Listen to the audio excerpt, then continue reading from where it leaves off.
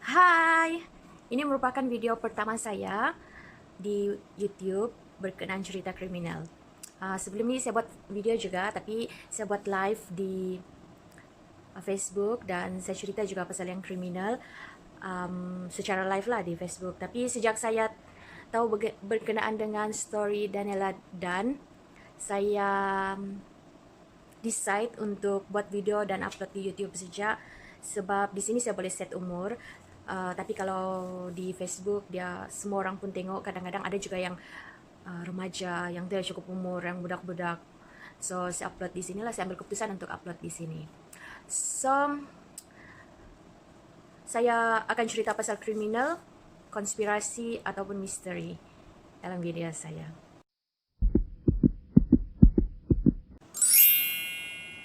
Hello, saya Ivy dan saya akan menjadi pencerita Anda pada hari ini. Walaupun sekarang viral mengenai Daniela Dan, tapi saya tidak akan cerita mengenai Daniela Dan hari ini. Saya cuma akan cerita berkenaan dengan Bianca Devins atau Bianca Michelle Devins. Bianca merupakan seorang remaja yang berasal daripada Utica, New York, dan dia merupakan seorang rising star di media sosial dan juga dikenali sebagai Eagle. Kalau kamu tahu apa itu Eagle, maksudnya mereka yang uh, terkenal secara social media, yang viral secara social media. Dia dilahirkan pada tahun 2001 dan dia ramai yang percaya dia telah dibunuh oleh seseorang yang dia kenal melalui laman sosial juga. So cerita dia macam ni. Bianca ada berkenalan dengan seorang lelaki bernama Brandon Clark dan dia kenal lelaki ini juga melalui laman sosial dan mereka sudah berkawan lebih kurang 2 bulan lah sebelum kejadian tersebut dan dipercayai mereka sempat bercinta.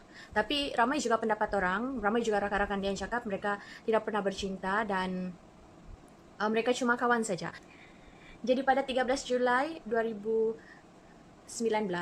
mereka telah berjanji untuk pergi ke konsert bersama-sama dan Bianca dia sangat excited, menurut mama dia sangat excited sebab itu adalah pertama kali dia pergi adult concert macam gitu.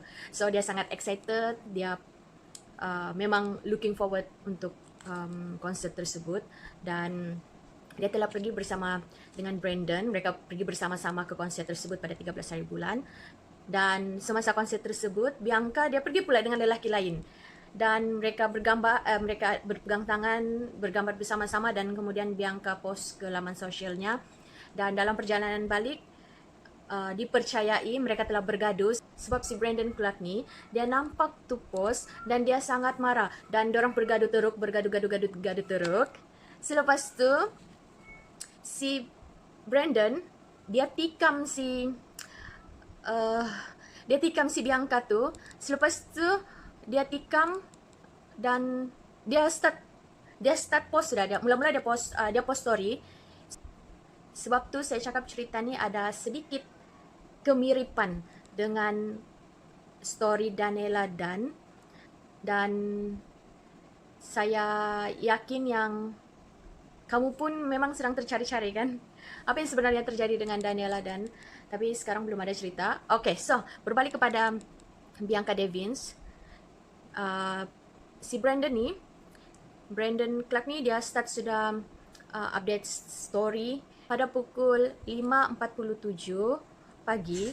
Itu merupakan masa terakhir Bianca Devins hantar message dan dipercaya itu adalah kali terakhir dia diketahui masih hidup. Jadi si Brandon Clark ni mula start update story di Discord-nya dan dia mula start tulis macam ni.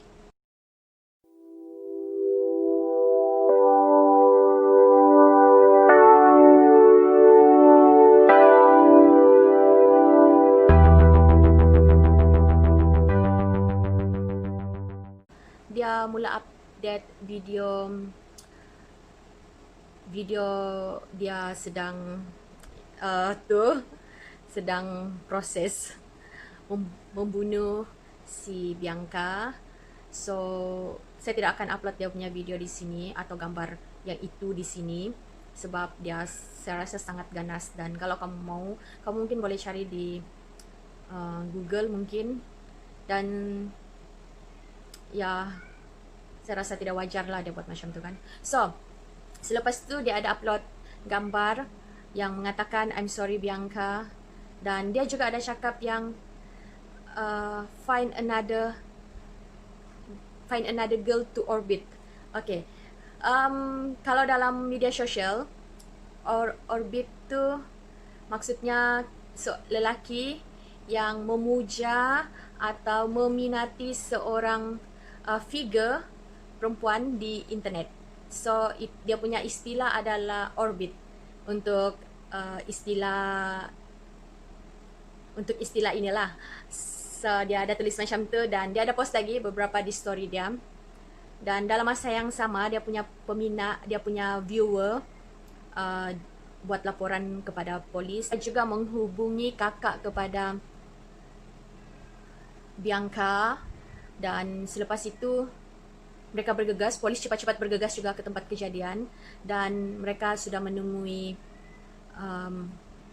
Bianca dalam keadaan yang tidak bernyawa, dan juga Brandon yang sudah menikam dia punya leher sendiri. Selepas tu dia ditahan, dibawa ke hospital, dan syukur dia tidak mati jugalah. Brandon sekarang berada di penjara dan dia sedang menjalani hukumannya, penjara 25 tahun, dan banyak juga yang cakap hukuman itu tidak setimpal, dan mereka mau kalau si Brandon Clark ini di penjara seumur hidup. Dan dia memang mengaku bersalah membunuh Bianca Devins, dan sangat creepy lah. Kalau untuk saya memang dia sangat creepy. Someone atau seseorang yang kamu kenal dibunuh, lepas tu diupdate lagi dalam story macam yang Daniela dan. So senyum pula, macam saya gembira pula. Okay, serius. So sebab tu saya rasa memang dia tidak sesuai lah untuk kanak-kanak ataupun untuk viewer.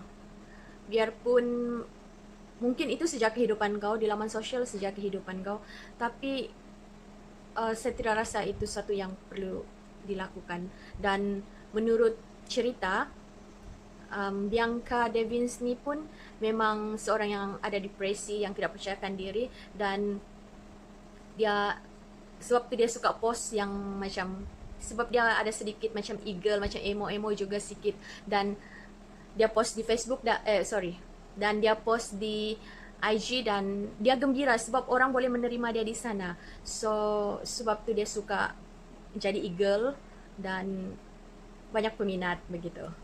So bagi saya pelajaran yang saya boleh dapat daripada kes ini, satu, kita berhati-hatilah dengan siapa yang kita kenal secara online. Mungkin dia seorang psycho macam dalam cerita ni, dan berhati-hati juga dengan siapa kita berkawan lah. Dan bagi saya, sebab si Brandon tu memang berminat, memang dia punya peminat, saya rasa jangan bagi harapan lah begitu. Sebab masa dia kecewa tu lah menyebabkan dia membunuh si Bianca Devins, sebab dia rasa jealous dan dia rasa marah, dan akhirnya dia melakukan hal tu lah.